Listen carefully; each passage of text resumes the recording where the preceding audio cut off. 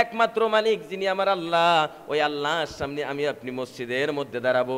দুনিয়ার কোনো মানুষ নয়, দুনিয়ার কোনো মন্ত্রী নয়, এমপি নয়, সরকার নয়, স্বয়ং আমার আল্লাহ তাআলা যিনি আমাকে বাঁচিয়ে রেখেছেন, যিনি আমাকে সৃষ্টি করেছেন, যিনি আমার নিঃশ্বাস ফেলতে সাহায্য করেন, যিনি আমাকে অক্সিজেন দিয়েছেন, যিনি আমাকে খাওয়াচ্ছেন, যিনি আমাকে পড়াচ্ছেন, যার ইশারায় আমি বেঁচে আছি, যার ইশারাতেই আমাকে মৃত্যুবরণ করতে হবে, যিনি আমাকে চাইলে জান্নাত দিতে পারে আবার জাহান্নাম দিতে পারে, যার অর্ডারে পূর্ব দিক থেকে সূর্য ওঠে পশ্চিমে ডুবে যায়, যার অর্ডারে এই পৃথিবীটা সুন্দর করে সাজানো, ওই মালিকের সামনে আমি আপনি দাঁড়াবো।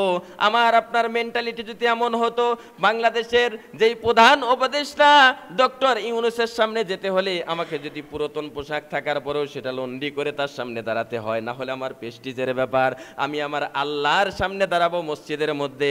আমি যদি একবার আমার ব্রেনটা খাটাইতাম, তাহলে মসজিদের মধ্যে পুরন পোশাক পরে কোনোদিন আসতে পারতাম না। কারণ দুনিয়ার কোনো বাচ্চা নয়, সকল বাচ্চার বাচ্চা যিনি, সেই আল্লাহর সামনে আমি নামাজে দাঁড়াবো। ওই আল্লাহর সামনে কেমনে পুরন জামা গায়ে দিয়ে দাঁড়াই, ওই আল্লাহর সামনে কেমনে আমি আমার সিরা জামা গায়ে দিয়ে দাঁড়াই, আমার তো বড় লজ্জা লাগে। প্রত্যেকটা জায়গায় যদি আমি আপনি আদব রক্ষা করে চলতে পারি, তাহলেই আমার আপনার জন্য ভালো হয়, মঙ্গলজনক হয়। কারণ মসজিদে যে আমি আপনি আসি, শুধু আসলেই চলবে না, শুধু নামাজ আদায় করি, নামাজ আদায় করলেই চলবে না, আমাদেরকে জানতে হবে যে আসলে মসজিদের মধ্যে যে আসলাম, আমি আদবের সাথে আসতে পারছি নাকি মসজিদে আসতে বেয়াদবি হয়ে গেছে। এজন্য আজকের আলোচনার বিষয় মসজিদের আদব সমূহ। আসুন দেখি, আলোচনার মধ্য দিয়ে জানার চেষ্টা করি মসজিদের আদবগুলো আসলে কি কি। মসজিদে আসতে হলে আমাকে আপনাকে কোন কোন বিষয় মাথায় রাখতে হবে, কোন কোন আদবগুলো রক্ষা করে আমাকে আপনাকে মসজিদে আসতে হবে, আসুন আমরা একটু জানার চেষ্টা করি।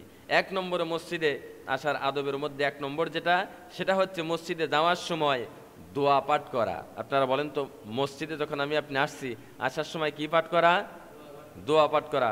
হযরত ইবনে আব্বাস রাদিয়াল্লাহু আনহু বলেন, আল্লাহর রাসূল সাল্লাল্লাহু আলাইহি সাল্লাম যখন ঘর থেকে বের হতে মসজিদে যখন যাবেন, মসজিদে যাওয়ার সময় আল্লাহর হাবিব সাল্লাল্লাহু আলাইহি সাল্লাম একটি দোয়া পড়তেন। সম্মানিত ভাইয়েরা আমার,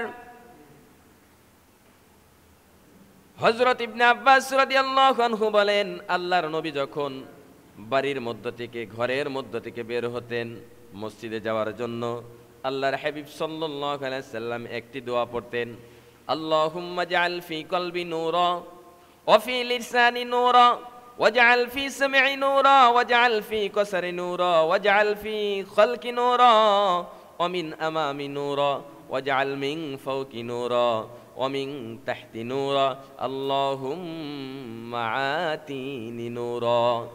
আল্লাহর হাবিব সাল্লাল্লাহু আলাইহি সাল্লাম দোয়া পড়তেন, আল্লাহর কাছে দোয়া পড়তেন এই বলে, আল্লাহ আমার অন্তরে নূর দেন, আলো দেন, আমার চোখে আলো দেন, আমার সামনে আলো দেন, আমার পিছনে আলো দেন, আমার উপরে আলো দেন, নিচে আলো দেন, ডানে আলো দেন, বামে আলো দেন। আপনি আমার জীবনটাকে আলো দিয়ে একেবারে পরিপূর্ণ করে দেন। আল্লাহর হাবিব সাল্লাল্লাহু আলাইহি সাল্লাম ঘরের মধ্য থেকে বের হয়ে মসজিদে আসার পথে এই দোয়া পড়তেন, আল্লাহর কাছে আলো চাইতেন, নূর চাইতেন, আল্লাহর কাছে বলতেন, সামনে আলো দেন, পিছনে আলো দেন, ডানে আলো দেন, বামে আলো দেন, উপরে নিচে সব জায়গায়, অর্থাৎ ও আল্লাহ আমার জীবনটাকে আপনি নূর দ্বারা একেবারে পরিপূর্ণ করে দেন। আল্লাহর কাছে দোয়া করতেন। আমি আপনি মসজিদের মধ্যে আসলাম, বলুন তো আল্লাহর কাছে এই দোয়া করার দরকার আছে না নাই? আছে, অবশ্যই দরকার আছে। যার জীবনে আলো নাই সে কিন্তু অন্ধকারের মধ্যে পড়বে। রাতের বেলা যখন আপনি যাবেন, আলোর বড় প্রয়োজন। আলো ছাড়া আপনি পথ চলতে পারবেন না, নূর ছাড়া আপনি পথ চলতে পারবেন না অন্ধকারের মধ্যে। আপনার জীবনের মধ্যে যদি আলো থাকে, তাহলে আপনার জীবন চলার পথে সহজ হয়ে যাবে। যদি আপনার জীবনের মধ্যে আলো না থাকে, নূর না থাকে আল্লাহর পক্ষ থেকে, আপনি তো জাহান্নামীর আসামি হয়ে যাবেন। কারণ আপনি তো অন্ধকারের মধ্যে পথ চলছেন, কোনটা ভালো কোনটা মন্দ আপনি তো তখন যাচাই করতে পারবেন না।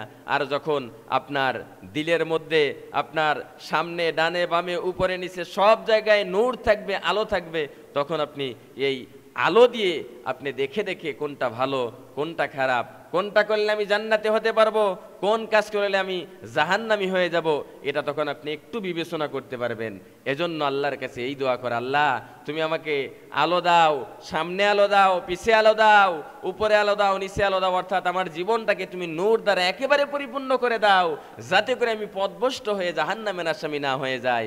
ও আল্লাহ তুমি আমাকে এমন নূর দাও, এমন আলো দাও, যে আলোয় আলোকিত হয়ে আমি তোমার জান্নাত পর্যন্ত বুঝতে পারি। বলুন সুবহানাল্লাহ। এজন্য আল্লাহর কাছে দোয়া করা আল্লাহর রাসূল সাল্লাল্লাহু আলাইহি সাল্লাম আমাকে আপনাকে দোয়া শিখাইছেন। মসজিদে আসার এটা 1 নম্বর একটা আদব। মসজিদে আসার 2 নম্বর আদব হলো ওযু করে মসজিদের মধ্যে যাওয়া। এই যে মসজিদের মধ্যে আমি আপনি আসলাম, ওযু করে মসজিদের মধ্যে আমাকে আপনাকে আসতে হবে।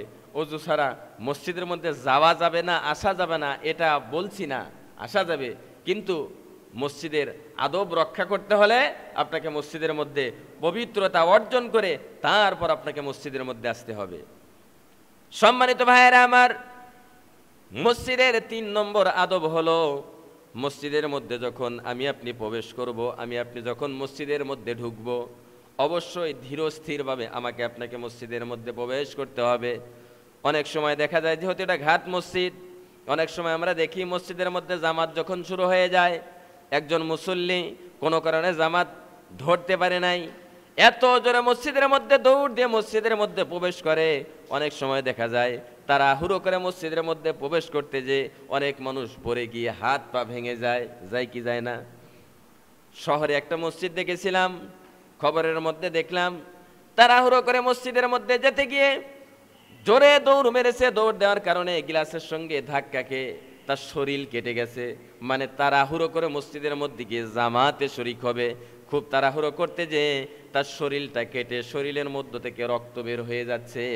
এজন্য মসজিদের মধ্যে যখন আমি আপনি ঢুকবো, জামাত যদিও শুরু হয়ে যায়, শেষ হয়ে যাচ্ছে, তারপরেও দৌড়ে মসজিদে জামাতে এসে শরীক হওয়া যাবে না। আপনি ধীরস্থিরভাবে মসজিদের মধ্যে আসেন, 1 রাকাত যদি পান ওই 1 রাকাত আপনি সামনে রেখে বাদবাকি নামাজ ক্লিয়ার করেন, আল্লাহ রাব্বুল আলামিন জামাতে নামাজ আদায় করার সব আমল নামায় দিয়ে দেবে। এজন্য তাড়াহুড়ো করে মসজিদের মধ্যে প্রবেশ করা যাবে না। 4 নম্বর, মসজিদে আমি আপনি যখন ঢুকবো আমাকে আপনাকে একটি দোয়া পাঠ করতে হবে। সেই দোয়াটা হচ্ছে আউযু বিল্লাহিল আযীম ওয়া বিওয়াজহিহিল কারীম ওয়াস সুলতানিল কদীম মিনাশ শাইতানির রাজীম। আল্লাহর হাবিব সাল্লাল্লাহু আলাইহি সাল্লাম বলেন, যেই ব্যক্তি মসজিদে প্রবেশ করার সময় এই দোয়াটি পাঠ করে, শয়তান তখন আফসোস করে বলে, হারে হায় আফসোস, তুই আমার থেকে আজকের জন্য বেঁচে গেলি, আমি আজ সারাদিনের জন্য তোকে হারালাম, আমি তোকে আর আজকের দিনে ওয়াসওয়াসা তোকে দিতে পারবো না, কিন্তু তুই যেহেতু আজকের দিনের জন্য বেঁচে গেলি, আগামীকাল আমি আবার তোকে ওয়াসওয়াসা দিব, আজকের জন্য তোকে আমি আর ওয়াসওয়াসা দিতে পারবো না। শয়তান তখন আফসোস করবে যখন এই দোয়াটি আপনি পাঠ করবেন, আউযু বিল্লাহিল আযীম ওয়া বিওয়াজহিহিল কারীম ওয়াস সুলতানিল কদীম মিনাশ শাইতানির রাজীম। এই দোয়াটি যখন আপনি মসজিদে ঢোকার আগে পাঠ করবেন, শয়তান আপনাকে অস্বসা দিতে পারবে না, আপনাকে পথভ্রষ্ট করতে পারবে না।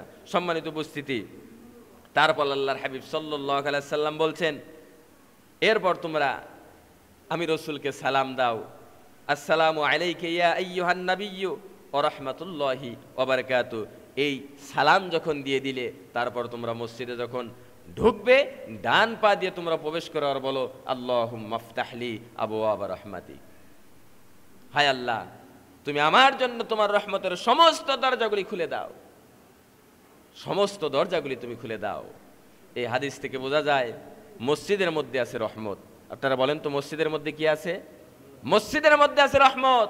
আর এই মসজিদের রহমত সারা এলাকার মধ্যে, মহল্লার মধ্যে ছড়িয়ে ছিটিয়ে পড়ে।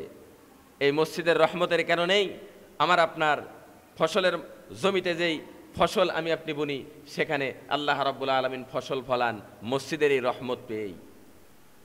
এজন্য মসজিদে যখন আমি আপনি ঢুকবো, অবশ্যই মাথার মধ্যে এটা রাখবো যে আমাকে আপনাকে দোয়া পাঠ করতে হবে, ডান পা দিয়ে প্রবেশ করতে হবে।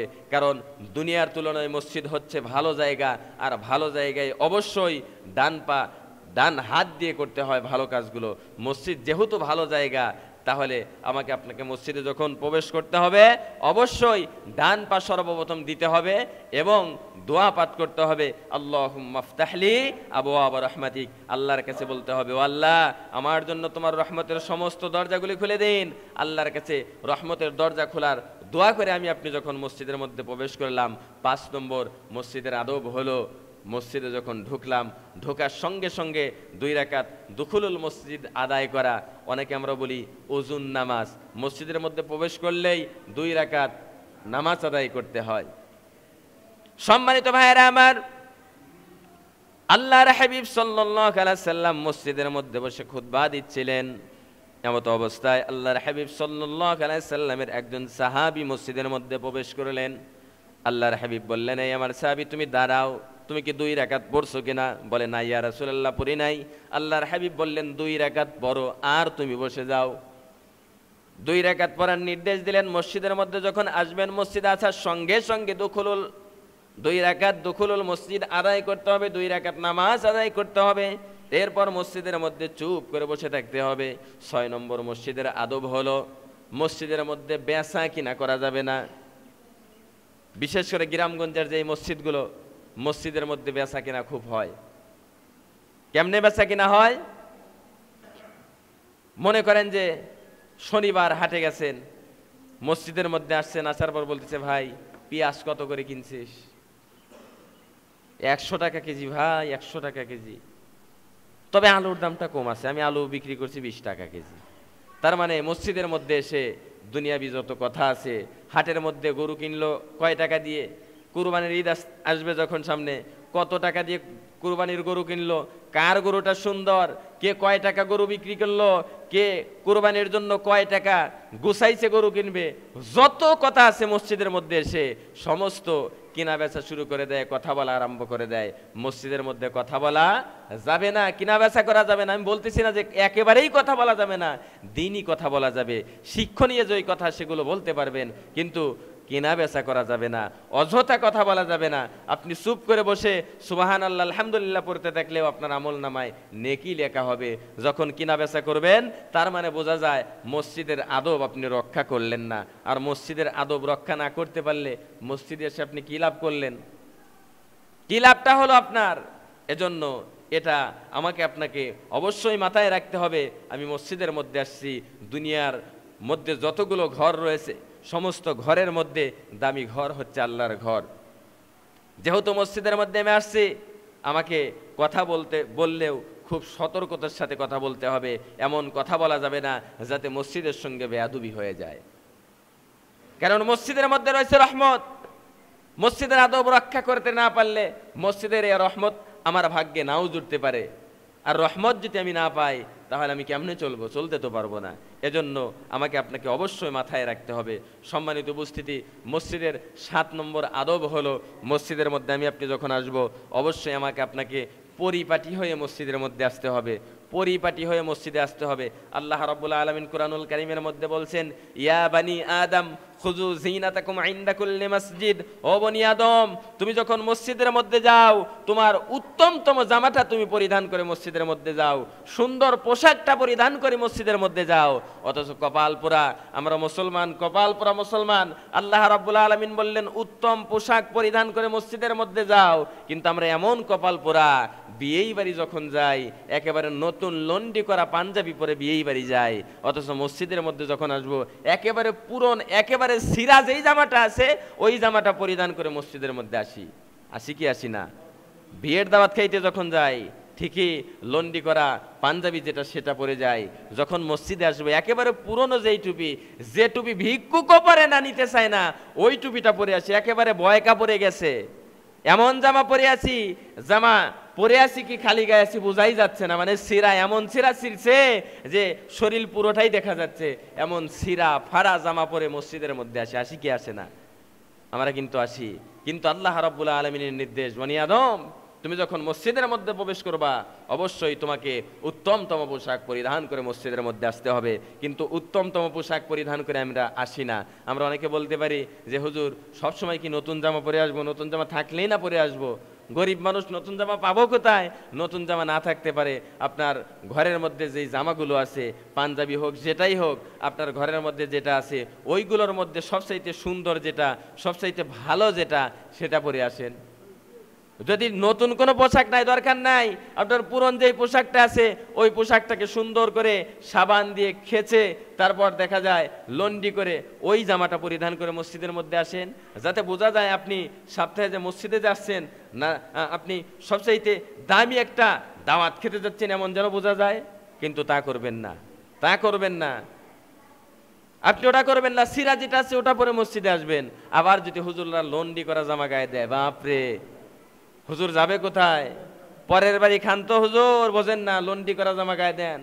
আমাদের মতো কাজ করে খেলেই না বুঝতেন লন্ডি করা জামা কত দূর গায়ে দেওয়া যায়। আমরা সবসময় কাজ করি, যার কারণে সিরাফারা জামা গায়ে দেই। হুজুর 7,000 টাকার বেতন পাবার লন্ডি করা নতুন জামা পরে সবসময় ঘুরে। আরে ভাই, হুজুর কেন লন্ডি করা জামা পরে সবসময় ঘুরে? মসজিদে কেন উত্তম পোশাক পরিধান করে আসে? হুজুর জানে আল্লাহ তাআলার নির্দেশ, তুমি উত্তমতম পোশাক পরিধান করে মসজিদের মধ্যে যাও, আল্লাহ নির্দেশ দিয়েছে, এজন্য হুজুর এটা করে। আপনি আবার সমালোচনা করেন, আপনি আবার দোষ ধরে বেড়ান, না হুজুর এটা ঠিক করেন নাই, নতুন জামা পরিধান করে করে মসজিদে যান। হুজুর ভাব নেয়, রং বেরঙের জামা গায়ে দেয়, এমন কথা অনেকে বলে, আমরা শুনি। কিন্তু না, এটা করা যাবে না। আপনি বিয়েই বাড়ি যখন যাচ্ছেন নতুনটা পরে, কিন্তু মসজিদে যখন আসতেছেন পুরাতনটা না, এটা করা যাবে না, এটা করা যাবে না। সম্মানিত উপস্থিতি, এটা কেন করা যাবে না সামান্য একটু উদাহরণ দিলে আপনারা বুঝতে পারবেন। আপনি যখন বাংলাদেশ সরকার বর্তমান যে আছে, প্রধান উপদেষ্টা যিনি ডক্টর ইউনূস, কোনো কারণে যদি আমাকে আপনাকে তার বাড়িতে নিমন্ত্রণ করে, আমাকে আপনাকে যাওয়ার কথা বললো, আমি একেবারে গরিব হত দরিদ্র, আমাকে তার বাড়িতে যাওয়ার জন্য নিমন্ত্রণ করলো যে আমার বাড়িতে আপনি আসেন, আমি একেবারে গরিব মানুষ, আমার কাছে টাকা পয়সা নাই, নতুন কিছু পোশাক নাই, কিন্তু তারপরেও সরকার প্রধান উপদেষ্টা যিনি, তিনি আমাকে নিমন্ত্রণ করেছে তার বাড়িতে যাওয়ার জন্য।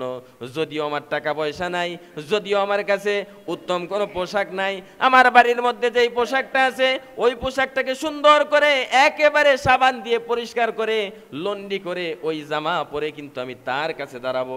কারণ কি, বাংলাদেশের একজন প্রধান উপদেষ্টা যিনি, তার সামনে আমি দাঁড়াচ্ছি, তার সামনে দাঁড়াবো, যেন তেন জামা পরিধান করে তার সামনে দাঁড়ানো যায় নাকি?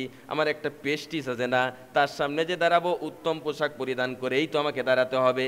কারণ বাংলাদেশের প্রধান উপদেষ্টা 18 কোটি মানুষের একেবারে প্রধান, তার সামনে আমি দাঁড়াচ্ছি, উত্তমতম পোশাক পরিধান না করে দাঁড়ানো যায় না। লোকে আমায় কি বলবে? আর প্রধান উপদেষ্টা উনিই আমাকে কি বলবে? একেবারে সিরাফারা বাঁকা তেরা জামা গায়ে দিয়ে আমার সামনে দাঁড়াইছে।